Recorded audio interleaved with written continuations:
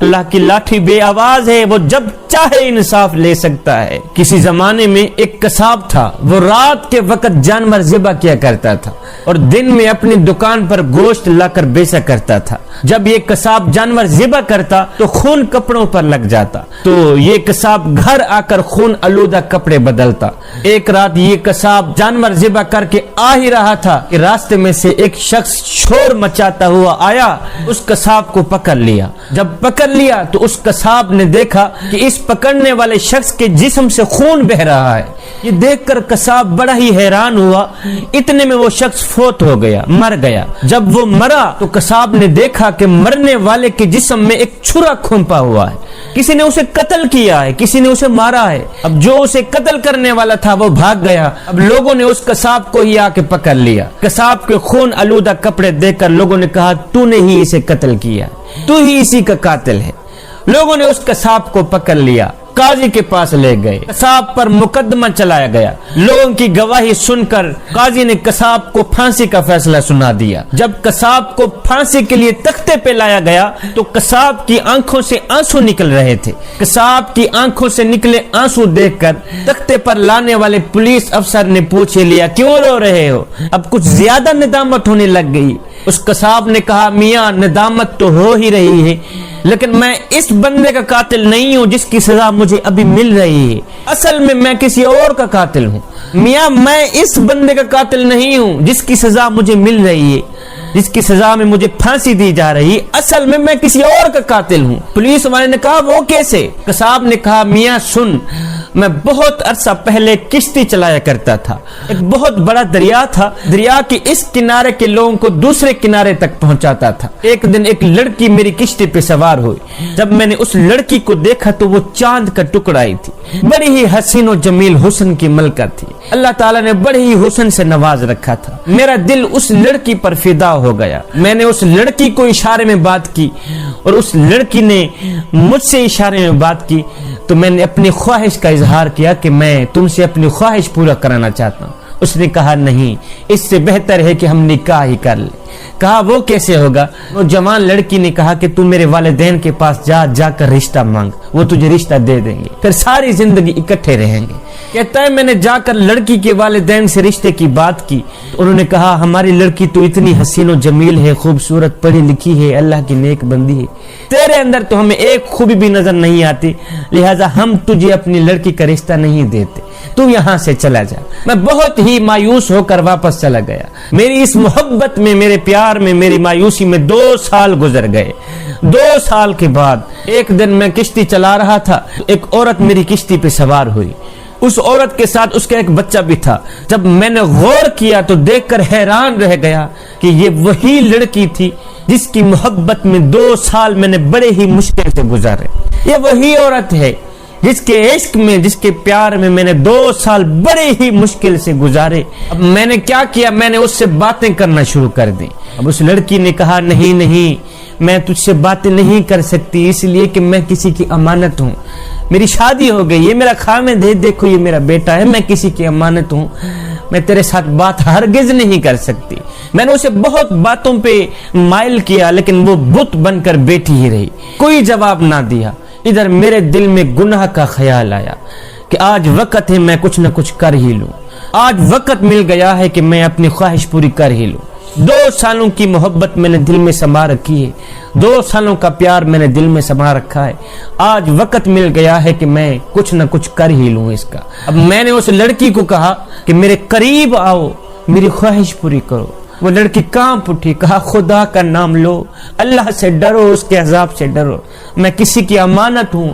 تو صاحب کہتا ہے میرے اوپر درندگی کا بھوت سوار تھا، میں نے اس کے معصوم بچے کو چھین لیا۔ میں نے کہا اب میری خواہش پوری کرا دو تو ٹھیک ہے، نہیں تو تیرے بچے کو مار دوں گا۔ کہتی نہیں، ہرگز نہیں، میں اللہ کے حکم کو نہیں توڑ سکتی۔ تو میں نے اس کے بچے کو دریا میں ہی ڈال دیا، مار دیا، اس کو ختم کر دیا، پانی میں ہی پھینک دیا۔ میں نے کہا تیرا بچہ تو اب مر گیا، اب تیرے پاس وقت ہے۔ وہ چیختی رہی، چلاتی رہی، میرے آگے منتیں کرتی رہی، میرے آگے وسیلے دیتی رہی، میرے آگے فریادیں کرتی رہی، لیکن مجھے پھر بھی رحم نہ آیا اور میرا دل پھر بھی نرم نہ ہوا۔ میں نے کیا کیا؟ زبردستی سے उस लड़की को पकड़ा, उसके साथ मैंने गुनाह किया। गुनाह करने के बाद मेरे जहन में ख्याल आया कि अगर इसे मैं ऐसे छोड़ दूं तो ये घर जाएगी, अपने बच्चे के कत्ल का मुकदमा मेरे ऊपर दर्ज कराएगी और मुझे फांसी पे लटका देगी। इस सोच की बुनियाद पर मैंने उस लड़की को भी जान से मार दिया। जान से मार कर मैंने उसे पानी में फेंक दिया और वापस चला गया। ये कहने के बाद वो शख्स खून के आंसू रोने लगा, रो कर कहने लगा, मियाँ मुझे इस कत्ल की सजा नहीं मिल रही, मुझे तो उस कत्ल की सजा मिल रही है जो 20 साल पहले मैंने कत्ल किए थे। मुझे इस कत्ल की सजा नहीं मिल रही, मुझे इस जुर्म की सजा नहीं मिल रही, मुझे तो उस जुर्म की सजा मिल रही है जो 20 साल पहले मैंने एक माँ को मारा था, एक उसके मासूम बेटे को मारा था। है अल्लाह की लाठी बे आवाज है, मैंने 20 साल पहले उस माँ बेटे को कत्ल किया था। आज 20 साल बाद अल्लाह ने मुझे फांसी के तख्ते पे खड़ा कर दिया। मियाँ इस आदमी को मैंने हरगिज़ कत्ल नहीं किया, ये जो मुझे सजा मिल रही है ये 20 साल पहले जो मैंने कत्ल किए थे ये उसकी सजा मिल रही है। अल्लाह की लाठी बे आवाज है, वो जब चाहे इंसाफ ले सकता है। जवानों जैसा करोगे वैसा भरोगे, आज नहीं तो कल, कल नहीं तो परसों, जिंदगी के किसी न किसी मोड़ पे अपना की आखिर भुगतना ही पड़ेगा। नेकी करोगे, नेकी कल तुम्हारे काम आएगी, दुनिया में भी काम आएगी, आखिरत में भी काम आएगी। किसी की बेटी को अपनी बेटी समझकर उसके सर पर शफकत भरा हाथ रखोगे तो कल तेरी बेटी के सर पर भी कोई शफकत भरा हाथ रखेगा। किसी की बेटी को अपनी बेटी समझोगे तो कोई तेरी बेटी को भी अपनी बेटी समझेगा। अगर तू किसी की इज्जत और आबरू का मुहाफिज रहेगा तो अल्लाह ताला फरिश्ते भेज कर तेरी बेटी की इज्जत और आबरू की हिफाजत करेगा। और दूसरी बात, मैं यतीमों के सरों पर शफकत भरा हाथ रखता हूं, इसलिए कि जब मैं मर जाऊं कोई मेरी औलाद के सर पर भी शफकत भरा हाथ रखे। मैं गरीबों की मदद करता हूं इसलिए कि गरीब होने में वक्त नहीं लगता। बनी इसराइल के एक इबादत गुजार नौजवान के पास हजरत खिजर अलैहिस्सलाम आया करते थे। ये बात जब उस वक़्त के बादशाह ने सुनी तो बादशाह ने उस इबादत गुजार नौजवान को बुलाया। कहा, नौजवान मियाँ क्या ये बात सच है? क्या वाकई हजरत खिजर अलैहिस्सलाम तेरे पास आया करते हैं? उस नौजवान ने कहा, जी आया करते हैं। बादशाह ने हुक्म दिया कि अब जब भी हजरत खिजर अलैहिस्सलाम तेरे पास आए तो उसे मेरे पास लेके आना। खिजर अलैहिस्सलाम को मेरे पास ले आना, अगर नहीं लेके आओगे तो याद रखना मैं तेरा सर कलम कर दूंगा। एक दिन हजरत सैयदना खिजर अलैहिस्सलाम उस इबादत गुजार नौजवान के यहाँ तशरीफ ले आए। इबादत गुजार ने सैयदना खिजर अलैहिस्सलाम को पिछला सारा वाकया सुनाया। कहने लगा, हजरत मेरी जान खतरे में है, बादशाह ने मुझे कहा है अगर खिजर को मेरे पास ना लेके आया तो मैं तेरा सर कलम कर दूंगा। हजरत आप मेहरबानी फरमाएं, मेरे साथ चलें बादशाह के पास ताकि मेरी कीमती जान बच जाए। ये सुनकर हजरत खिजर अलैहिस्सलाम ने फरमाया, आओ फिर चलते हैं बादशाह के पास। ये इबादत गुजार नौजवान और हजरत खिजर अलैहिस्सलाम दोनों बादशाह के यहाँ तशरीफ ले गए। बादशाह ने पूछा, क्या आप ही खिजर हैं?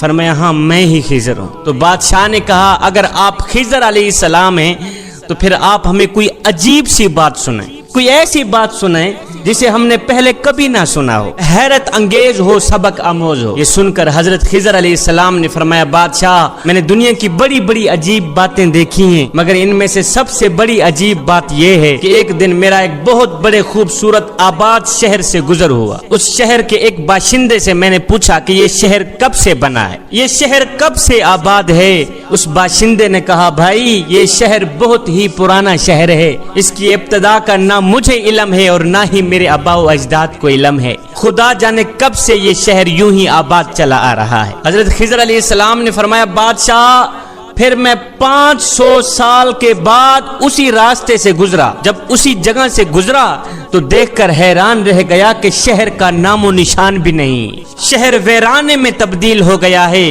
वीराना ही वीराना है, जंगल ही जंगल है। उस जंगल में एक आदमी लकड़ियां चुन रहा था। मैंने उस बकरियां चराने वाले बंदे से पूछा कि ये शहर कब से बर्बाद हुआ है, ये शहर कब से वीरान हुआ है, कब से बर्बाद हुआ है। ये सुनकर वो हंस कर कहने लगा, यहाँ शहर था ही कब। ओ भाई, ये जगह तो मुद्दतों से जंगल चली आ रही है, हमने भी यहाँ जंगल देखा है, हमारे आबाओ अजदाद ने भी यहाँ जंगल ही देखा है। यहाँ तो शहर होने का वहमो गुमान भी नहीं किया जा सकता। खिज़र अलैहिस्सलाम फरमाने लगे, बादशाह फिर मैं 500 साल के बाद उसी जगह से गुजरा तो मैं देखकर हैरान रह गया कि वहाँ एक अजीम शान दरिया बह रहा है, जंगल दरिया में तब्दील कर दिया गया है। 500 साल के बाद जब मैं वहाँ से गुजरा तो मैंने देखा वहाँ एक खूबसूरत दरिया बह रहा है, पानी बह रहा है। दरिया के किनारे कुछ शिकारी बैठे थे तो मैंने उन शिकारियों से पूछा, भाइयों यहाँ जंगल दरिया कब से बना है, और जंगल दरिया कब से बना है। वो कहने लगे, भाई यहाँ तो हमेशा से ही दरिया बहता चला आ रहा है। मैंने उनसे पूछा, इससे पहले यहाँ जंगल न था, इससे पहले इस दरिया के ऊपर जंगल न था। कहा, नहीं, हरगिज नहीं, ना तो हमने जंगल देखा है और ना ही हमारे आबाओ अजदाद ने जंगल देखा है, ये दरिया शुरू से ही चला आ रहा है। हजरत खिज़र अलैहिस्सलाम कहने लगे, बादशाह मैं 500 साल के बाद फिर उसी जगह से गुजरा। जब गुजरा तो देखकर हैरान रह गया कि दरिया का नामो निशान भी नहीं है, वहां मैदान ही मैदान है, रेत ही रेत, मैदान ही मैदान। वहाँ एक शख्स बकरियां चरा रहा था तो उस बकरियां चराने वाले शख्स से मैंने पूछा कि भाई ये जगह मैदान कब से बन गई, यहाँ तो दरिया था, यहाँ तो पानी बहता था, और ये जगह मैदान कब से बनी है। उसने कहा, भाई ये जगह तो हमेशा से ही मैदान चली आ रही है, हमने भी शुरू से मैदान ही देखा है और हमारे आबाओ अजदाद भी मैदान देखते चले आ रहे हैं। कहा, भाई ऐसा ना कभी हमने देखा है और ना ही हमारे आबाओ अजदाद ने देखा है। खिज़र अलैहिस्सलाम ने फरमाया, बादशाह फिर मैं 500 साल के बाद उसी जगह से गुजरा। जब उसी जगह से 500 साल के बाद गुजरा तो मैं देखकर हैरान रह गया कि वहाँ एक खूबसूरत आलीशान शहर आबाद है। फिर वही रौनकें, फिर वही आबो हवा, जहाँ तक नजरें जाती लोग ही लोग नजर आते, आबादी ही आबादी नजर आती, खूबसूरत कोठियां, बंगले, महल्लात। मैंने उस शहर में रहने वाले एक बाशिंदे से पूछा, ओ भाई ये मैदान शहर से कब तब्दील हुआ है, यहाँ मैदान नहीं था और ये मैदान शहर कब से बना है। उस बाशिंदे ने कहा, मियाँ ये शहर बहुत ही पुराना शहर है, इसकी इब्तदा का ना मुझे इल्म है और ना ही हमारे अब्बाओ अजदाद को इल्म है, खुदा जाने कब से ये शहर यूं ही आबाद चला आ रहा है। ये सारी कहानी सुनाने के बाद, ये सारा वाक़या सुनाने के बाद, ये सारा किस्सा सुनाने के बाद हजरत खिज़र अलैहिस्सलाम ने फरमाया, बादशाह तुम्हें एक पत्ते की बात ना बताऊं। बादशाह ने कहा, जी बोलिए। कहा, बादशाह ये दुनिया हजारों रंग बदलती है, ये दुनिया हजारों रंग बदलती है कि कभी आबादी, कभी बर्बादी, कभी मातम, कभी शादी। जवानों, ये दुनिया जिसकी मोहब्बत में हम गर्क हैं, जिसके इश्क में हम फना हैं, जिसकी खूबसूरती और चमक धमक से हम मुतासिर हैं, जिसको हासिल करने के लिए ना हम दिन देखते हैं ना रात देखते हैं, ना सर्दी देखते हैं ना गर्मी देखते हैं। जवानों, तुम्हें पता है कि इस दुनिया की हकीकत क्या है? इस दुनिया की हकीकत क्या है? मेरे अल्लाह ने कुरान में इरशाद फरमाया है कि लोगों, दुनिया खेल तमाशे के सिवा कुछ भी नहीं। दुनिया खेल है, दुनिया तमाशा है। ये है दुनिया की हकीकत कि दुनिया खेल तमाशे के सिवा कुछ भी नहीं, दुनिया फानी है। किसी ने सच कहा था कि दुनिया की ये जिंदगी सुपर मार्केट की तरह है, इसमें घूमिए फिरिए, जो चाहे खरीद कर ट्राली भर लीजिए, लेकिन इस बात को हमेशा याद रखिए कि कैशियर के पास भी जाना है, इन चीजों का हिसाब भी देना है। यही मिसाल इस दुनिया की है। जवानों, ये दुनिया जिस पर हम फरेफ्ता हैं, इसको रेत से तशबीह दी गई है, रेत से तशबीह दी गई है, जिसको प्यासा शख्स दूर से पानी समझता है और इसकी तलब में दौड़ता भागता चला जाता है, और जब ये प्यासा इंसान इसके पास पहुंचता है तो वो रेत के सिवा कुछ नहीं पाता, रेत के सिवा कुछ हासिल नहीं करता। یہاں تک کہ بھاگتا دوڑتا وہ پیاسا ہی مر جاتا ہے۔ جوانوں یہی حال اس دنیا کا ہے کہ حضرت انسان اس دنیا کو حاصل کرتا کرتا مر ہی جاتا ہے۔ میرے حضور علیہ السلام نے فرمایا ابن آدم میرا مال میرا مال میرا مال ہی کرتا رہتا ہے، مگر اے ابن آدم تیرا مال صرف وہی ہے جسے تو نے کھا کر ہضم کر لیا، تیرا مال صرف وہی ہے جسے تو نے پہن کر بوسیدہ کر دیا اور صدقہ دے کر ساتھ لے گیا، بس یہی تیرا مال ہے۔ زیادہ ہائے ہائے کرنے کی کوئی ضرورت نہیں، زیادہ دنیا کے پیچھے بھاگ دوڑ کرنے کی کوئی ضرورت نہیں۔ دنیا کے پیچھے بھاگو گے تو مارے جاؤ گے، دنیا کی محبت اپنے دل میں رکھو گے تو مارے جاؤ گے۔ جس شخص کے دل میں دنیا بس جاتی ہے اس شخص کے دل میں اللہ کی محبت، اس کے رسول کی محبت کبھی آ ہی نہیں سکتی۔ جوانوں اگر دل میں اللہ کی محبت بسانا چاہتے ہو، اگر دل میں اس کے رسول کی محبت بسانا چاہتے ہو تو پھر دنیا کی محبت دل سے نکالنا ہی پڑے گی۔ جوانوں دنیا لذت کا گھر ہے، دنیا شہوت کا گھر ہے، دنیا خواہشات کا گھر۔ کسی کو دکھ دے کر، کسی کو درد دے کر، کسی کو تکلیف دے کر تجھے کیا لگتا ہے کہ تو ساری زندگی ایسے ہی مسکراتا رہے گا؟ نہ بندے نہ، بس وقت کے الٹنے کی دیر ہے، تیری باری بھی دور نہیں ہے، اس لیے کہ زندگی کے کسی نہ کسی موڑ پہ اپنا کیا آخر بھگتنا ہی پڑتا ہے۔ یہ جو تم دوسروں کو درد دیتے ہو نا، یہ دوسروں کو درد نہیں دے رہے ہوتے، دراصل یہ خود کو درد دے رہے ہوتے۔ یہ جو تم دوسروں کو تکلیف دیتے ہو یہ دوسروں کو نہیں دے رہے ہوتے، دراصل یہ خود کو تکلیف دے رہے ہوتے۔ بس وقت کے الٹنے کی دیر ہے، وقت کے الٹنے کا انتظار کر، یہ سب کچھ تو اپنی آنکھوں سے ہی دیکھ لے گا۔ وہ ایک مالک تھا، اس کو کسی بات پر غصہ آیا، اس نے کیا کیا؟ اپنے غلام کے منہ پر ایک تھپڑ رسید کر دی، ملازم کے نوکر کے منہ پر ایک تھپڑ رسید کر دی، تھپڑ مار دی۔ اب جیسے ہی غلام کو تھپڑ لگا، غلام کو بھی غصہ آیا، لیکن یہ بیچارہ کیا کر سکتا تھا؟ مالک کو مار تو نہیں سکتا تھا۔ یہ غلام شام کو گھر آیا، گھر میں بیوی بیٹھی ہوئی تھی، اس نے وہی سارا غصہ بیوی پہ نکال دیا، بیوی کو آتے ہی تھپڑ مار دی۔ اب جیسے ہی بیوی کو تھپڑ لگا، بیوی بھی غصے سے آگ بگولا ہو گئی، لیکن یہ بیچاری کیا کر سکتی تھی؟ اپنے سرتاج کو مار تو نہیں سکتی تھی نا، اپنے شوہر کو مار تو نہیں سکتی تھی، یہ بھی غصے سے آگ بگولا ہو گئی۔ اس کو جیسے ہی غصہ آیا، اس نے جیسے ہی شوہر سے تھپڑ کھایا تو اس نے کیا کیا؟ ساتھ میں بڑے والا بیٹا بیٹھا تھا، اس ماں نے اس بیٹے کے منہ پر تھپڑ رسید کر دی۔ اب جیسے ہی بیٹے کو تھپڑ لگا، وہ بھی غصے سے آگ بگولا ہو گیا۔ میں تمہیں بتاتا چلوں کہ غصہ اس سلگتی ہوئی تیلی کی مانند ہے جو دوسروں کو جلانے سے پہلے خود جل کر راکھ ہو جاتی۔ اب جیسے ہی بڑے والے بیٹے کو تھپڑ لگا، اس کو غصہ آیا، اس نے کیا کیا؟ ساتھ میں ہی چھوٹا بھائی بیٹھا تھا، اس بڑے والے بھائی نے چھوٹے بھائی کے منہ پر تھپڑ رسید کر دی، چھوٹے بھائی کو تھپڑ مار دی۔ مالک نے غلام کو تھپڑ مارا، غلام نے بیوی کو مارا، بیوی نے بڑے والے بیٹے کو مارا، بڑے والے بیٹے کو غصہ آیا، اس نے چھوٹے بھائی کو تھپڑ مار دی۔ اب جیسے ہی چھوٹے بھائی کو تھپڑ لگا، اس نے کیا کیا؟ غصے سے اٹھا، گھر سے باہر نکلا، باہر رکھوالی کے لیے کتا بیٹھا تھا، اس چھوٹے بچے نے کیا کیا؟ جاتے ہی کتے کے منہ پر تھپڑ رسید کر دی، کتے کے منہ پر تھپڑ رسید کر۔ اب جیسے ہی کتے کو تھپڑ لگا، وہ بھی غصے سے آگ بگولا ہو گیا۔ اب وہ بیچارہ کیا کرتا؟ مالک کے بیٹے کو مار تو نہیں سکتا تھا۔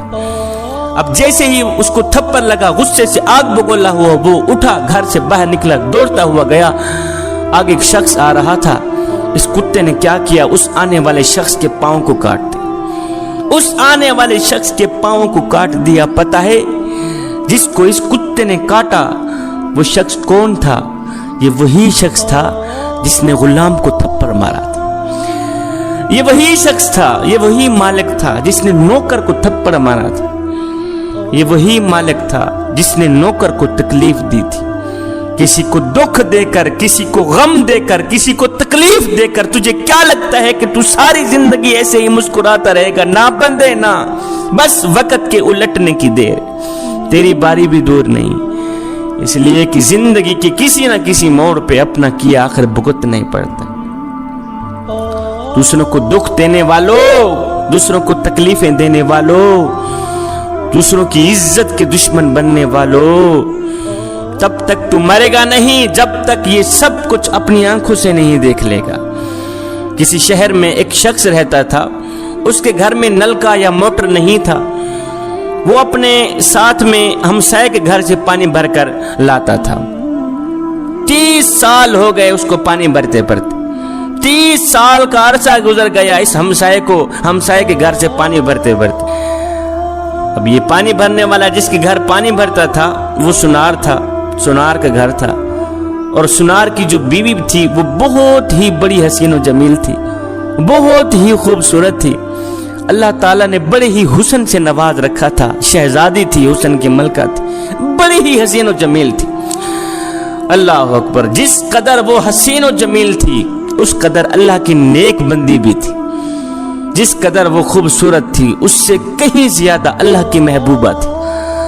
जिस कदर वो खूबसूरत थी उससे कहीं ज्यादा नमाजी थी, परहेजगार थी, मुत्तकी थी।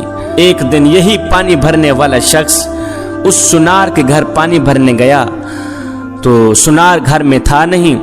सुनार के घर उसकी खूबसूरत बीवी खड़ी थी। अब शैतान ने क्या किया, इस पानी भरने वाले को अपनी गिरफ्त में ले लिया। शैतान इसके ऊपर हावी हो गया, ये शहवत में आ गया। इसने देखा सुनार घर में है नहीं, खूबसूरत बीवी हुस्न की मलका शहजादी अकेली खड़ी है। इस पानी भरने वाले शख्स ने क्या किया, गया जाते ही उस सुनार की बीवी का खूबसूरत हाथ पकड़ लिया। जैसे ही हाथ पकड़ा उसको लगा बंदा शहवत में आ गया है, ये मेरी इज्जत का दुश्मन बन गया है। तो उसने, औरत ने इसे झटका दिया, हाथ छुड़ाकर दौड़ कर गई, कमरे के अंदर बंद हो गई, अंदर से दरवाजा बंद कर दिया। अब इस शख्स ने क्या किया, इसने पानी भरा, घर चला गया। शाम को सुनारा घर आया। सुनार की बीवी ने सुनार को कहा, मियाँ आज के दिन तूने कौन सा ऐसा काम किया था, आज के दिन तूने कौन सा ऐसा अमल किया था जो अल्लाह को पसंद ना हो। आखिर तूने कौन सा ऐसा अमल किया था जो अल्लाह को भी पसंद ना था, उसके रसूल को भी पसंद ना था। उसने कहा भला हो भी, बाकी तो मैंने कोई ऐसा गलत काम नहीं किया, पर एक काम हो गया है मुझसे, एक गलती मुझसे हो गई है, एक गुनाह हो गया है कि आज के दिन एक खूबसूरत औरत मेरी दुकान पर आई है। उसके हाथ में कंगन पहनाने के लिए मैंने उसका हाथ पकड़ा, उसका हाथ खूबसूरत था। उसको जैसे ही मैंने कंगन पहनाया तो उसका खूबसूरत बाजू भी मुझे नजर आ गया। जैसे ही मैंने उसके खूबसूरत बाजू को देखा तो मेरे अंदर शहवत सी आ गई। मैंने शहवत की नजर से उसको देख लिया, मैंने शैतानी नजर से उसको देख लिया। बस यही गुनाह मुझसे हुआ है, यही गलती मुझसे हुई है। ये सब कुछ सुनने के बाद बीवी बोली, मियाँ अगर तू किसी की बेटी का हाथ ना पकड़ता तो कोई मेरा हाथ भी ना पकड़ता। अगर तू किसी की बेटी की इज्जत का दुश्मन ना बनता तो आज कोई मेरी इज्जत का दुश्मन भी ना बनता। तूने वहां किसी की बेटी का हाथ पकड़ा है, आज उस पानी भरने वाले हमसाये ने तेरी बीवी का हाथ पकड़ लिया है। तूने किसी की बेटी की इज्जत को गौर से देखा है, गंदी नजर से देखा है, आज उस पानी भरने वाले हमसाये ने तेरी बीवी को गंदी नजर से देखा है, शैतानी नजर से देखा है। अगर तू किसी की बेटी का हाथ ना पकड़ता तो आज तेरी बीवी का भी कोई हाथ ना पकड़ता। अगर तू किसी की बेटी की इज्जत का दुश्मन ना बनता तो कोई आज तेरी बीवी की इज्जत का दुश्मन भी ना बनता। ये सारा वाकया सुनने के बाद सुनार बोला, मैं आज से पक्की तौबा करता हूँ, आज के बाद कोई ऐसा गुनाह नहीं करूँगा, आज के बाद कोई ऐसा काम नहीं करूँगा जो अल्लाह को भी ना पसंद हो, उसके रसूल को भी ना पसंद हो। रात गुजर गई, दूसरे रोज वही पानी भरने वाला शख्स आया, आकर कहता है, ए मई सुनार मियाँ खुदा के लिए मुझे माफ कर दो, कल वाली गलती से मैं तौबा करता हूँ, आज के बाद मैं कोई ऐसी खता नहीं करूँगा, कोई ऐसी गलती नहीं करूँगा।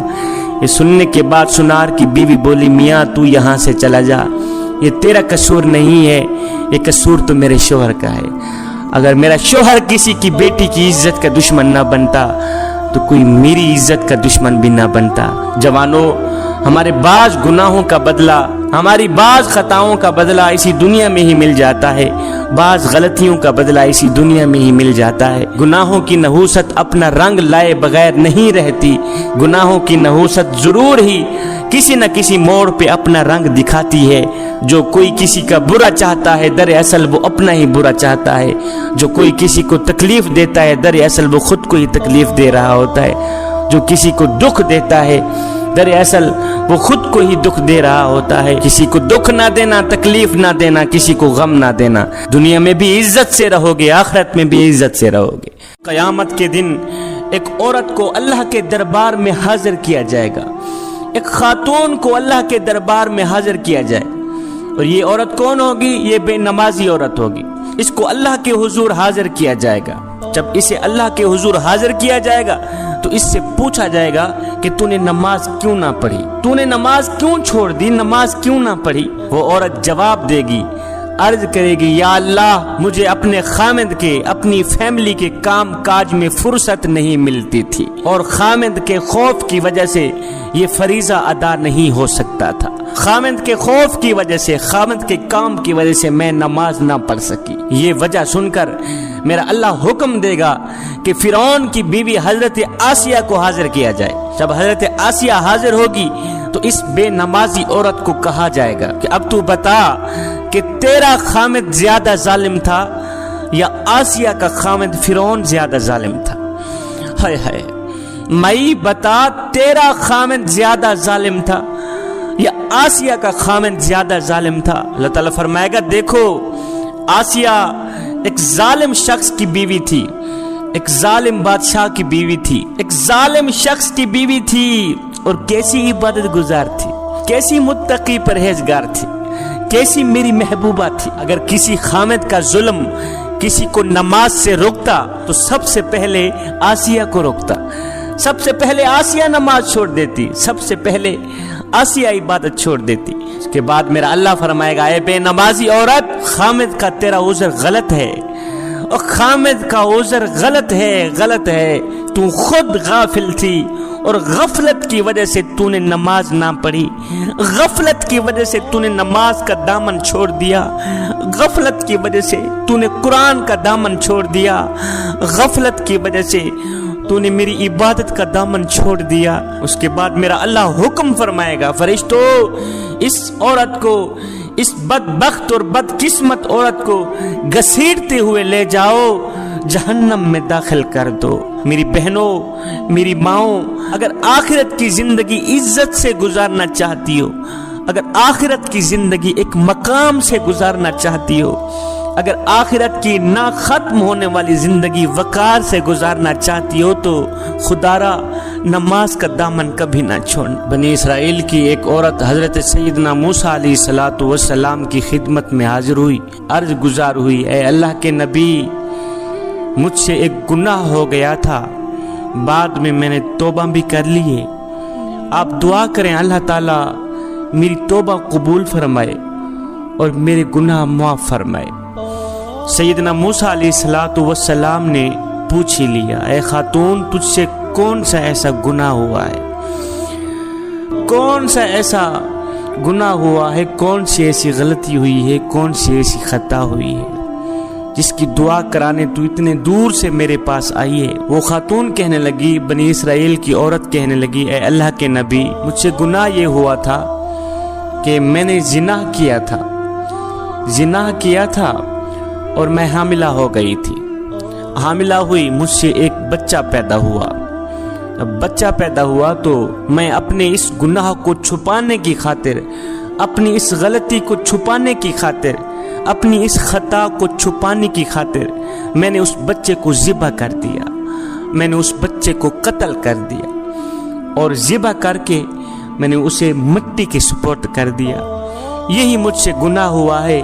اے اللہ کے نبی، آپ دعا کریں اللہ تعالیٰ میری توبہ قبول فرمائے اور میرے گناہ معاف فرمائے۔ ہائے، اللہ کے نبی نے جب سنا کہ اس عورت نے زنا کیا ہے جس کے سبب ایک بچہ پیدا ہوا، اس عورت نے اپنے اس گناہ کو چھپانے کی خاطر اس معصوم بچے کو ذبح کر دیا، مار دیا، قتل کر دیا۔ ایک انسان کا قتل پوری انسانیت کا قتل ہے جوانو۔ موسیٰ علیہ السلام یہ سن کر جاہو جلال میں آ گئے۔ آپ نے فرمایا بدبخت عورت اور گنہگار عورت، یہاں سے نکل جا، یہاں سے دفع ہو جا، تو نے ایک معصوم بچے کی جان لے لی ہے، دفع ہو جا، نکل جا یہاں سے، کہیں ایسا نہ ہو آسمان سے آگ اترے اور تیری نحوست کے سبب ہم سب کو جلا کے راکھ کر دے۔ جب اس عورت نے دیکھا اللہ کے نبی جاہو جلال میں آ گئے ہیں تو وہ عورت ٹوٹے دل کے ساتھ وہاں سے اٹھی، گھر نکل گئی۔ جب یہ عورت ٹوٹے دل کے ساتھ یہاں سے نکلی تو ادھر سے حضرت سیدنا جبریل علیہ السلام حاضر ہوئے، وہی لے کر آئے۔ اے اللہ کے نبی، اللہ فرما رہا ہے کہ تو نے ایک توبہ کرنے والی کا دل کیوں توڑا؟ اے موسیٰ، تو نے توبہ کرنے والی کا دل کیوں توڑا؟ اے موسیٰ، تو نے توبہ کرنے والی کا دل توڑ کر خالی ہاتھ واپس کیوں بھیج دیا؟ کیا تو نے بھی اس عورت سے زیادہ بدتر گناہ کرنے والا کوئی نہیں دیکھا؟ کیا تو نے اس عورت سے بھی زیادہ گناہ کرنے والا نہیں پایا آج تک؟ موسیٰ علیہ السلام نے فرمایا اے جبریل، کیا اس عورت سے بھی زیادہ بدتر گناہ کرنے والا اس دنیا میں کوئی رہتا ہے؟ کیا اس عورت سے بھی بدتر گناہ کرنے والا اس دنیا میں کوئی اور بھی ہو سکتا ہے؟ یہ سن کر حضرت جبریل علیہ السلام نے عرض کی اے اللہ کے نبی، جان بوجھ کر نماز چھوڑنے والا، جان بوجھ کر نماز چھوڑنے والا شخص اس عورت سے بھی زیادہ بدتر گناہ کرنے والا ہے۔ جو شخص جان بوجھ کر نماز چھوڑ دیتا ہے، جوانو، وہ نوجوان اس زانیہ عورت سے بھی بدتر گناہ کرنے والا ہے۔ خدا را اس گناہ سے بچیں، نماز کا دامن ہرگز نہ چھوڑیں۔ اللہ تعالیٰ جب ناراض ہوتا ہے روٹی بند نہیں کرتا۔ جوانو، اللہ تعالیٰ جب ناراض ہوتا ہے رزق بند نہیں کرتا۔ اللہ تعالیٰ جب ناراض ہوتا ہے سورج کو حکم نہیں دیتا کہ فلاں شخص میرا نافرمان ہے، تیری کرنیں اس کے آنگن میں نہیں جانی چاہیے۔ نہ بندے نہ، اللہ جب ناراض ہوتا ہے تو سجدوں کی توفیق چھین لیتا ہے۔ اللہ جب ناراض ہوتا ہے تو من اجڑ جاتا ہے۔ اس سید کو اتنا تو بتا دو، جس بندے کا من بھی اجڑ جائے اس کے پلے رہتا ہے کیا ہے؟ اے بندے، نماز پڑھ اس سے پہلے کہ تیری نماز پڑھی جائے۔ وہ ایک سردار تھا، ایک غلام تھا۔ جو سردار تھا وہ بے نمازی تھا اور جو غلام تھا وہ 5 وقت کا نمازی تھا، 5 وقت کا نماز۔ ایک دن یہ سردار اور یہ غلام کہیں جا رہے تھے، جاتے جاتے اذان کی آواز آئی۔ غلام نے کہا سردار جی آپ یہاں ٹھہریں، میں چاہتا ہوں نماز پڑھ کے آتا۔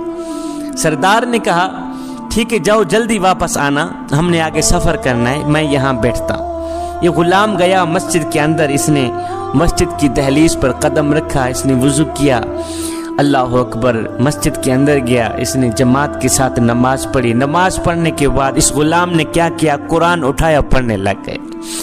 حضرت سیدنا علی المرتضیٰ شیر خدا کا آج سے 1400 سال پہلے کا وہ جملہ مجھے آج تک نہیں بھولا۔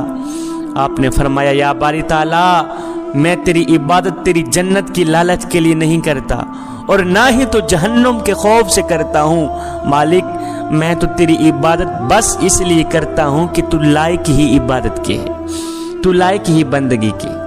ایک شخص حضرت سیدنا علی المرتضیٰ شیر خدا کے پاس آیا، کہنے لگا یا علی میں نے آپ کے بارے میں کچھ سنا ہے۔ کہا جی کیا سنا ہے؟ کہا جی میں نے سنا ہے کہ تو اللہ سے باتیں کرتا ہے اور اللہ تیرے سے باتیں کرتا ہے۔ آپ نے فرمایا میاں تو نے بالکل ٹھیک سنا۔ کہا وہ کیسے؟ کہا میاں جب میرا دل کرتا ہے کہ میں اپنے رب سے بات کروں تو میں نماز پڑھنے لگ جاتا ہوں، اور جب میرا دل کرتا ہے کہ میرا اللہ مجھ سے بات کرے تو میں قرآن اٹھاتا ہوں، پڑھنے لگ جاتا ہوں۔ اب یہ غلام مسجد کے اندر گیا، نماز پڑھنے کے بعد اس نے قرآن اٹھایا، پڑھنے لگا۔ اب باہر بیٹھا سردار اس کے انتظار میں تھا، سارے نمازی نماز پڑھ کے واپس چلے گئے، یہ غلام مسجد کے اندر ہی بیٹھا۔ جب وہ سردار باہر بیٹھا تھکا تو آہستہ آہستہ اٹھا، جاؤں پتہ کروں کہاں مر گیا ہے غلام۔ یہ سردار اٹھا، یہ آیا مسجد کی دہلیز پر اس نے قدم رکھا، جہاں مسجد کے جوتے پڑے ہوئے ہوتے وہاں آ کے رک گیا، اندر نہ گیا، جوتوں والی جگہ پہ آ کے رک گیا، آوازیں دینے لگا، او غلام کہاں مر گیا ہے؟ اور سارے نمازی نماز پڑھ کے واپس چلے گئے، تیری ابھی تک نماز ختم نہیں ہو، اور جلدی باہر آ، ہم نے آگے سفر کرنا، اور جلدی باہر نکل، ہم نے آگے سفر کرنا ہے، ہم نے آگے سفر کرنا ہے۔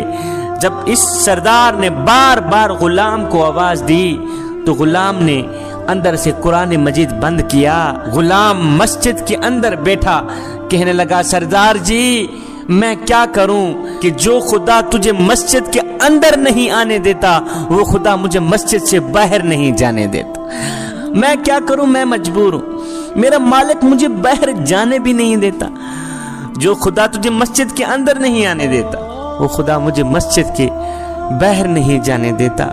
اے بندے نماز پڑھ اس سے پہلے کہ تیری نماز پڑھی۔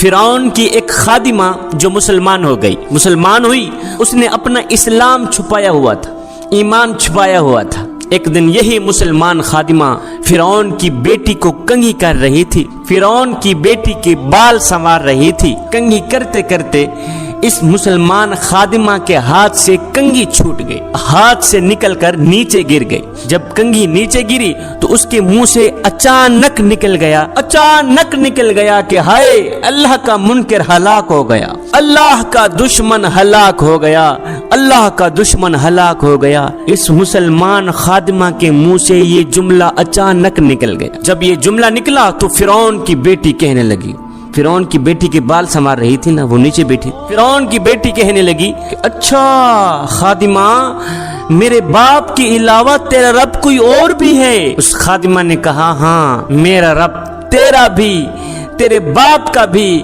میرا رب وہی ہے جس نے تجھے پیدا کیا، میرا رب وہی ہے جس نے فرعون کو پیدا کیا، میرا رب وہی ہے جس نے موسیٰ کو پیدا کیا اور جس نے ہارون کو پیدا کیا۔ اس نے کہا اچھا تو مسلمان بن گئی؟ اس نے کہا الحمدللہ میں مسلمان بن گئی، میں تو صرف اللہ کو ماننے والی ہوں۔ یہ سن کر فرعون کی بیٹی غصے سے آگ بگولا ہو کر اٹھی، دوڑ کر گئی اپنے باپ کے پاس، دوڑ کر گئی فرعون کے پاس، جا کر کہنے لگی غضب ہو گیا، ہمارے تو گھر کے نوکر بھی تجھے رب نہیں مانتے، ہمارے گھر کے نوکر بھی تجھے رب ماننا گوارا نہیں کرتے۔ فرعون نے کہا کیا ہو گیا؟ کہا ہماری جو خادمہ ہے جو ہمارے ٹکڑوں پہ پلتی ہے وہ بھی تجھے رب نہیں مانتی، وہ کہتی ہے میں اس رب کو مانتی ہوں جو موسیٰ کا بھی رب ہے، جو ہارون کا بھی رب ہے۔ اچھا تو وہ مسلمان بن گئی؟ کہا ہاں وہ مسلمان بن گئی۔ تو فرعون نے کیا کیا، ایک بہت بڑے کڑھا میں تیل ڈالا اور اس کڑھا کے نیچے آگ جلائی۔ جب تیل ابلنے لگا تو فرعون نے اپنی اس خادمہ کو بلایا جو مسلمان ہو گئی تھی۔ اس خادمہ کی دو بچیاں تھی، ایک دودھ پیتی بچی تھی اور دوسری بچی تھوڑی بڑی تھی، چلتی پھرتی بچی تھی۔ فرعون کہنے لگا اے میرے ٹکڑوں پہ پلنے والی خادمہ، ملازمہ، نوکرانی، لونڈی، اگر تو موسیٰ کے رب کو مانے گی تو سن میں تیری بیٹیوں کو بھی جلا دوں گا اور تجھے بھی جلا دوں گا، اور سن اگر تو مجھے رب مانے گی، اگر تو مجھے اپنا خدا مانے گی تو تیرے گھر کو سونے چاندی سے بھر دوں گا، میں تجھے مالا مال کر دوں گا، بول اب تجھے کیا منظور ہے؟ مجھے مان کر امیر بننا چاہتی ہے یا موسیٰ کے رب کو مان کر جہنم میں جلنا چاہتی ہے، یا موسیٰ کے رب کو مان کر کڑھا میں جلنا چاہتی؟ اس نے دھمکی دی کہ میں تیری بیٹیوں کو اس جلتے کڑھا میں ڈال دوں گا۔ ہائے اس مسلمان خاتون نے کہا فرعون یہ تو دو بیٹیاں ہیں، یہ تو دو بیٹیاں اللہ نے مجھے دی ہیں، اگر ان کی طرح ہزاروں بیٹیاں ہوتی تو وہ بھی میں اللہ کے نام پہ قربان کر دیتی۔ ہے فرعون تجھے جو کرنا ہے کر لے، میں تیرا کلمہ ہرگز نہیں پڑھوں گی، میں تجھے ہرگز نہیں مانوں گی۔ اب فرعون نے کیا کیا، اس خاتون کی بڑی بچی کو پکڑا، اسے ٹانگوں سے پکڑ کر سر کے بل گرم تیل میں ڈال دی، ابلتے تیل میں ڈال دیا، کڑھا میں ڈال دیا، آگ میں ڈال دیا۔ وہ بیچاری چیخ بھی نہ سکی اور ماں کے سامنے جل کر کباب بن گئی۔ مجھے بتاؤ جس ماں کے سامنے اس کی بیٹی کو یوں جلایا جائے، یوں اذیت دی جائے، یوں تکلیف دی جائے، اس ماں کے دل پہ کیا گزری ہوگی؟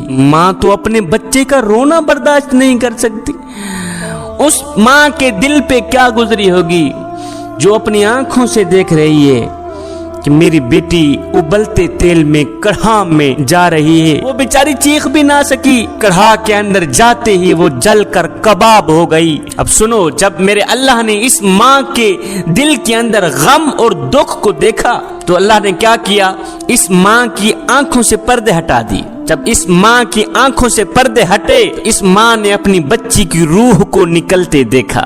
روح نکل کے جا رہی ہے، ماں اپنی آنکھوں سے دیکھ رہی۔ اب وہ بچی ماں کو کہہ رہی ہے کہ ماں تو صبر کر، صبر کا دامن ہرگز نہ چھوڑنا، ماں صبر کر، تیرے لیے بہت بڑا اجر اللہ نے تیار کر رکھا ہے، تھوڑا سا اور صبر کر لے، بس ہم اکٹھے ہونے والے ہیں۔ اب فرعون نے اس خاتون کی چھوٹی بچی کو پکڑا جو دودھ پیتی بچی تھی۔ اب اس معصوم بچی کو تو پتہ ہی نہیں کہ میرے ساتھ کیا ہونے والا ہے۔ اب فرعون نے اسے بھی، معصوم بچی کو بھی ٹانگوں سے پکڑ کر ابلتے تیل میں ڈال دیا، کڑکتے کڑھا میں ڈال دیا۔ ہائے وہ معصوم پھول، نرم و نازک گوشت ایک پل میں جل کر کوئلہ بن گئی، جل کر کباب بن گئی، پکوڑا بن گئی۔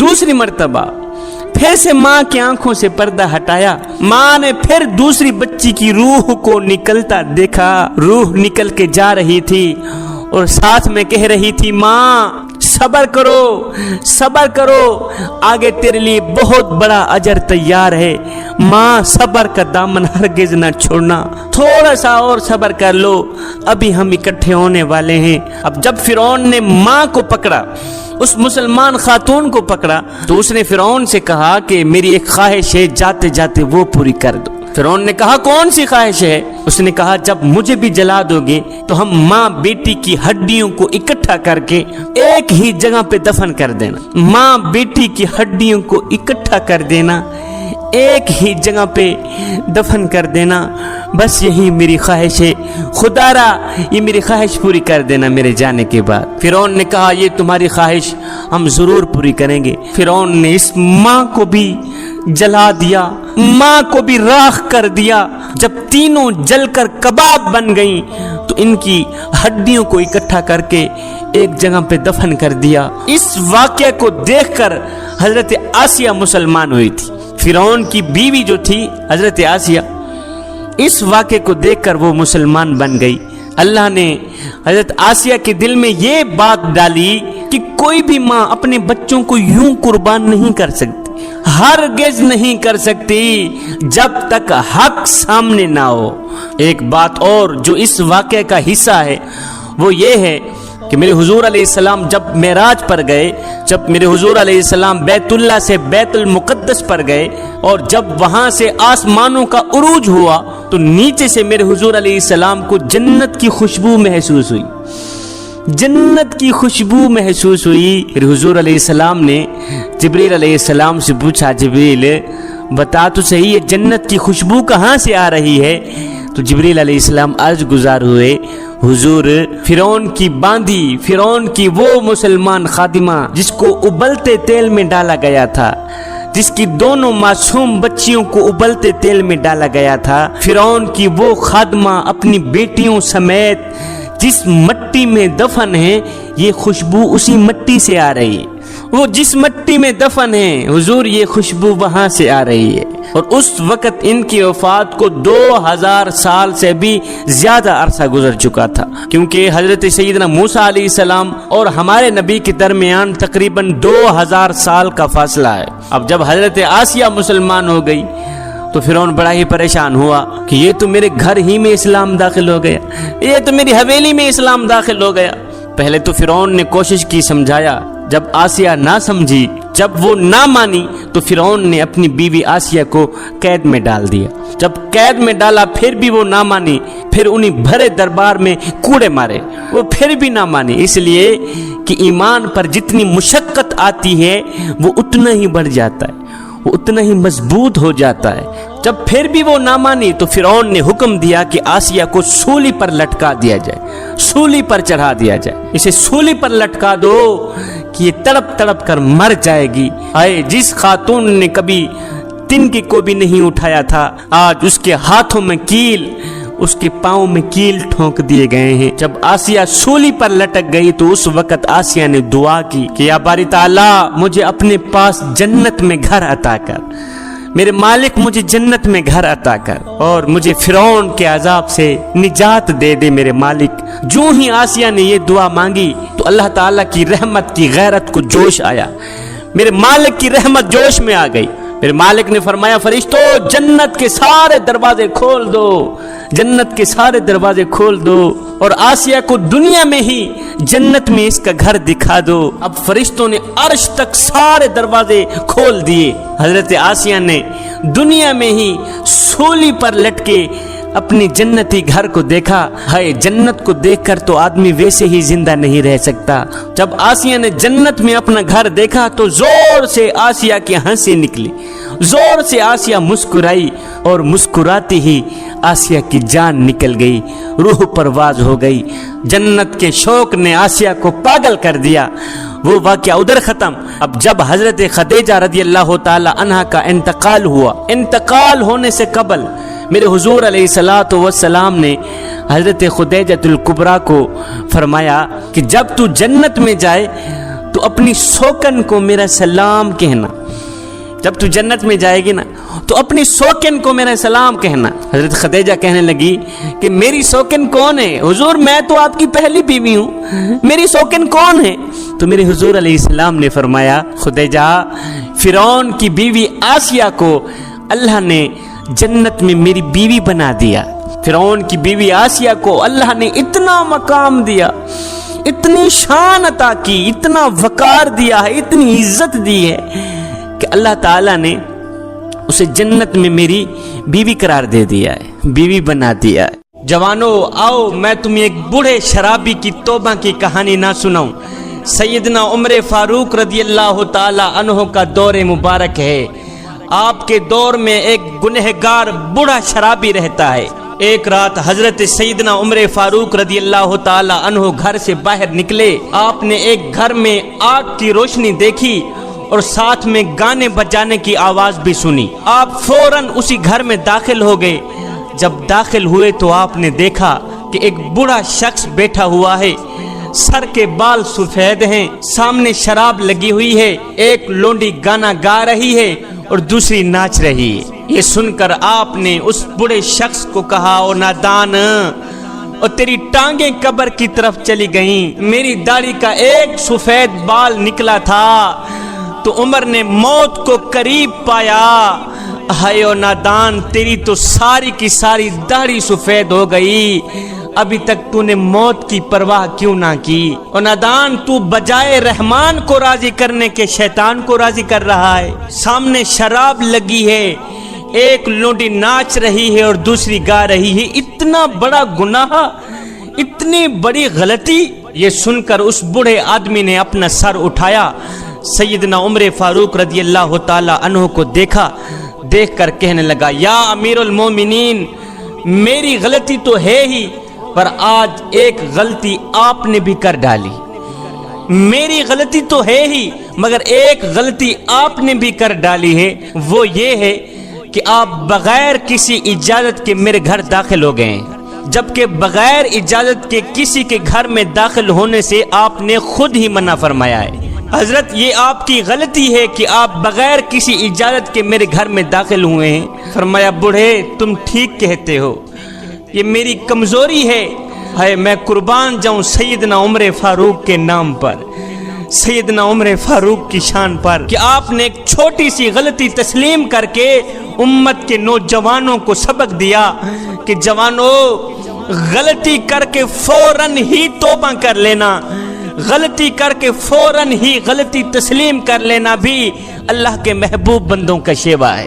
اپنی غلطی مان کر، اپنی کمزوری مان کر اگلے سے معافی طلب کرنا اللہ کے محبوب بندوں کا شیوا ہے۔ وہ بندہ اللہ کا محبوب بننے کے قابل ہے جو شخص گناہ کر کے فوراً توبہ کر لیتا ہے، اپنی غلطی تسلیم کر لیتا ہے، اپنی کمزوری تسلیم کر لیتا ہے۔ جب اس بڑے شرابی نے کہا حضرت میری غلطی تو ہے ہی، ایک غلطی آج آپ نے بھی کر ڈالی ہے۔ یہ سن کر حضرت عمر فاروق رضی اللہ تعالی عنہ کی آنکھیں آنسوں سے بھر گئی۔ آپ یہ کہتے ہوئے کہ میاں مجھے معاف کر دینا، اس کے گھر سے باہر نکل گئے۔ اب یہ بڑا شخص چھپتا پھرتا رہا کہ عمر نے مجھے شراب پیتے دیکھ لیا ہے، مجھے گناہ کرتے دیکھ لیا ہے، اب مجھے سزا ملے گی ہی ملے گی، اب میں عمر کے وار سے نہیں بچ سکتا، عمر مجھے سزا دے گا ہی دے گا کہ اس نے مجھے گناہ کرتے اپنی آنکھوں سے دیکھا ہے، شراب پیتے اپنی آنکھوں سے دیکھا ہے۔ اب یہ بڑا شرابی چھپتا پھرتا رہا کہ میں حضرت عمر کی نظروں سے اوجھل ہو جاؤں، ان کے سامنے ہرگز نہ آؤں۔ یہ بڑا شرابی ایک عرصے تک سیدنا عمر فاروق کی مجلس میں نہ آیا، اس سوچ کی بنیاد پر کہ اگر میں عمر کے سامنے آیا تو عمر مجھے مار دیں گے، مجھے سزا دیں گے۔ ایک عرصہ تک سیدنا عمر فاروق کی مجلس میں نہ آیا وہ بڑا شخص۔ ایک دن حضرت سیدنا عمر فاروق رضی اللہ تعالی عنہ لوگوں کی ایک جماعت کے ہمراہ بیٹھے تھے کہ وہی بڑا شخص خود کو چھپاتا ہوا آیا، مجمع کے آخر میں آ کے بیٹھ گیا، خود کو چھپاتا ہوا آیا کہ کہیں عمر مجھے دیکھ نہ لے، مجمع کے آخر میں آ کے بیٹھ گیا۔ سیدنا عمر فاروق رضی اللہ تعالی عنہ نے جب اس بوڑھے شرابی کو دیکھا تو کسی کو کہا جاؤ اس کو میرے پاس لے آؤ۔ ایک شخص گیا، اس نے جا کر اس بوڑھے کو کہا میاں اٹھ، تجھے امیر المومنین بلا رہے ہیں، تجھے امیر المومنین بلا رہے ہیں، اٹھ۔ یہ سنتے ہی یہ بوڑھا شرابی شخص کانپ اٹھا، لرز اٹھا کہ آج تو میں مارا ہی گیا، آج عمر کے وار سے مجھے کوئی نہیں بچا سکتا، آج میں مارا گیا، مجھے عمر اس گناہ کی سزا دیں گے ہی دیں گے، آج مجھے سزا ملے گی ہی ملے گی۔ عمر کا خوف اس بڑے شخص کے سر پہ طاری ہو گیا۔ یہ بڑا شخص اٹھا، تھوڑا آگے گیا، آگے جا کر وہیں بیٹھنے لگا تو سیدنا عمر فاروق رضی اللہ تعالی عنہ نے خود اسے اشارہ کیا کہ میرے پاس آؤ، آگے آؤ، آگے آؤ۔ یہ بڑا شخص کانپتا ہوا، ٹانگیں تھر تھر کانپ رہی ہیں کہ آج میں مارا گیا، آج مجھے گناہ کی سزا ملے گی ہی ملے گی۔ عمر بلا رہے ہیں آگے آؤ۔ یہ بڑا شخص تھوڑا آگے آیا، وہیں بیٹھنے لگا۔ پھر سیدنا عمر فاروق رضی اللہ تعالی عنہ نے اشارہ کیا کہ میرے قریب آؤ، بزرگ میاں میرے قریب آ۔ کانپتا تھر تھراتا یہ بڑا شخص جب سیدنا عمر فاروق رضی اللہ تعالی عنہ کے قریب گیا تو سیدنا عمر فاروق رضی اللہ تعالی عنہ نے اس بڑے شرابی شخص کو اپنے ساتھ بٹھایا، اپنے ساتھ بٹھا کے آہستہ آہستہ اس بڑھے کے کان میں کہا کہ بزرگ میاں مجھے اللہ کی ذات کی قسم تو پریشان نہ ہو، میں نے کسی کو بھی اس واقعے کی خبر نہیں سنائی، میں نے کسی کو بھی نہیں بتایا کہ یہ بڑا شخص شرابی ہے، گنہگار ہے، یہ کیا ہے کیا نہیں، اس واقعے کی خبر میں نے کسی کو بھی نہیں دی، تو پریشان نہ ہو۔ یہ سن کر اس بوڑھے نے کہا حضرت پھر آپ اپنا کان بھی میرے قریب کیجیے۔ سیدنا عمر فاروق رضی اللہ تعالی عنہ نے اپنا کان اس کے قریب کیا تو اس بوڑھے نے حضرت کے کان میں کہا یا حضرت مجھے اللہ کی عزت اور جاہ و جلال کی قسم، جس رات آپ نے مجھے گناہ کرتے دیکھا تھا آپ تو واپس چلے آئے، لیکن ندامت اور شرمندگی کی وجہ سے میں نے دوبارہ وہ کام کیا ہی نہیں۔ حضرت مجھے اللہ کی عزت کی قسم، کریم رب کے جاہ و جلال کی قسم، جس رات آپ نے مجھے دیکھا تھا اسی رات ندامت اور شرمندگی کی وجہ سے میں نے دوبارہ وہ کام کیا ہی نہیں ہے، میں نے دوبارہ شراب پی ہی نہیں ہے، میں نے پکی توبہ کر لی تھی۔ یا اللہ میں اتنا گر گیا ہوں کہ آج عمر نے بھی مجھے گناہ کرتے دیکھ لیا ہے، مالک میں پکی توبہ کرتا ہوں، میری توبہ قبول فرما لے۔ یہ سن کر سیدنا عمر فاروق خوشی سے جھوم اٹھے، آپ نے اس شرابی کا ہاتھ پکڑا، بلند کر کے فرمانے لگے اللہ اکبر، اللہ اکبر، اللہ اکبر۔ فرمانے لگے لوگو اگر تم بھی اللہ کے محبوب بننا چاہتے ہو، اگر تم بھی اللہ کے دوست بننا چاہتے ہو تو پھر آج سے ہی پکی توبہ کر لو، آج کے بعد کوئی بھی گناہ نہ کرنا، پھر آج سے ہی اللہ کے ساتھ اپنا معاملہ درست کرنا۔ حضرت سیدنا عمر فاروق رضی اللہ تعالی عنہ نے ایک آدمی کو اپنی مجلس میں موجود نہ پایا، حالانکہ وہ ایک عرصے تک آپ کی مجلس میں آتا رہا۔ حضرت عمر فاروق کو یہ اندیشہ ہوا کہ کہیں وہ مصیبت سے دو چار نہ ہو گیا ہو۔ حضرت سیدنا عمر فاروق رضی اللہ تعالی عنہ نے حضرت عبد الرحمن بن عوف کو اپنے ساتھ لیا، اس شخص کے گھر چلے گئے۔ جب آپ اس کے گھر پہنچے تو دروازہ بالکل ہی کھلا پایا۔ جب دروازہ کھلا تھا تو آپ دروازے کے اندر داخل ہو گئے۔ آپ دیکھ کر حیران رہ گئے کہ وہ خود بیٹھا ہوا ہے، اس کی بیوی اس کے لیے برتن میں شراب ڈال رہی ہے۔ یہ شخص خود تو بیٹھا ہوا ہے، اس کی بیوی اس کے لیے برتن میں شراب ڈال رہی ہے اور اسے پلانے کے لیے دے رہی ہے۔ سیدنا عمر فاروق رضی اللہ تعالی عنہ نے جب اس کے ہاتھ میں شراب دیکھی تو عبد الرحمن بن عوف کو فرمانے لگے، عبد الرحمن، یہی وہ چیز ہے جس نے اس شخص کو ہم سے جدا کر دیا ہے۔ آپ نے فرمایا، او نادان، تو شراب کی لت میں کیسے آ گیا؟ تو شیطان کی گرفت میں کیسے آ گیا؟ اور تجھے پتہ نہیں ہے جو شخص شراب پیتا ہے، شراب کی حالت میں اسے پتہ ہرگز نہیں چلتا کہ میری بہن کون ہے، میری بیوی کون ہے۔ وہ ان دونوں کے درمیان فرق ہرگز نہیں کر پاتا۔ اور نادان، تجھے پتہ نہیں ہے کہ شراب پینے والے کے بارے میں میرے کریم نبی نے فرمایا کہ 3 شخص ایسے ہیں جو قیامت کے دن جنت کی بو تک نہیں سونگیں گے، ان میں سے ایک بدبخت شرابی بھی ہوگا۔ اور نادان، کیا تو جنت میں نہیں جانا چاہتا؟ اس گندے سے پانی نے، گندی سی شراب نے تجھے دین سے دور کر دیا، تجھے اللہ سے دور کر دیا، اس کے رسول سے دور کر دیا، یہاں تک کہ عمر سے بھی دور کر دیا۔ دفع کر اس شراب کو، آجا، میرے کریم رب کی رحمت تیرا بڑھ چڑھ کے انتظار کر رہی ہے۔ تو یہاں بیٹھا ہوا ہے، میرے کریم رب کی رحمت تو تیرا بڑھ چڑھ کے انتظار کر رہی ہے۔ اور شرابی نوجوان، میرے کریم رب کی رحمت آوازیں دے رہی ہے، اور بندے، ایک بار تو میری چوکھٹ پہ آ کر تو دیکھ، ایک بار اپنا دامن پھیلا کر تو دیکھ، اور بخشش کی حد نہ کر دوں، مجھے رب العالمین بھی نہ کہنا۔ بس عمر کا یہی کہنا تھا کہ اس شخص کے ہاتھ سے شراب چھوٹ گئی۔